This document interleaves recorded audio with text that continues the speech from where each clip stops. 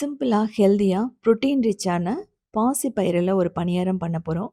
இது joint pain, அதுக்கப்புறமா bone strength எல்லாத்துக்குமே ரொம்ப சூப்பரா இருக்கும். முடி வளர்றதுக்கு, ஸ்கின்னுக்குமே ரொம்ப நல்லது. இதுக்கு 1 கப் பாசிப்பயிறு, 1/4 கப் பச்சரிசி எடுத்துட்டு நல்லா வாஷ் பண்ணிக்கங்க. வாஷ் பண்ணதுக்கப்புறமா நைட்டு ஃபுல்லா நம்ம ஊற வச்சிரணும். அப்பதான் அந்த பாசிப்பயிறு வந்து நல்லா ஊறும். நீங்க பாசிப்பருப்புலயும் பண்ணலாம். துவரம்பருப்பு, கடலப்பருப்பு எல்லாத்துலயுமே பெர்ஃபெக்ட்டா வரும். ஸோ 8 மணி நேரத்துக்கு அப்புறம் நல்லா ஊறிடுச்சு. இதோட கொத்தமல்லி, ஜீரகம், கருவேப்பிலை, பச்சை மிளகாய், இஞ்சி, உப்பு தேவையான அளவு. நீங்க சோம்பு கூட போட்டுக்கலாம். தேங்காய் இருந்தனாலும் போடலாம்.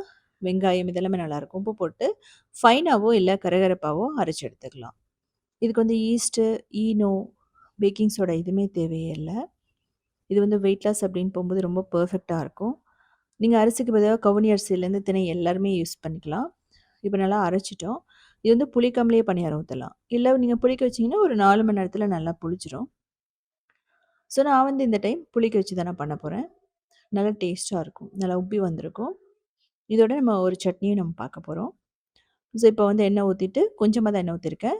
இந்த மாவு ஊத்திட்டு, மேலே வெங்காயம், கொஞ்சம் இட்லி பொடி போட்டு, ஒரு 3 நிமிஷம் வேக வைக்கணும். அதுக்கப்புறம் திருப்பி போட்டு ஒரு 3 நிமிஷம். ஸோ அவ்வளோதான். இது வந்து கொங்கு நாடு கிராமத்தில ரொம்ப அடிக்கடி பண்ணுவாங்க. திணையிலலாம். ஸோ அவ்வளோதான் நமக்கு பஞ்சு போல ரெடி ஆயிடுச்சு. இது வந்து ஸ்நாக்ஸா கூட குழந்தைகளுக்கு குடுக்கலாம்.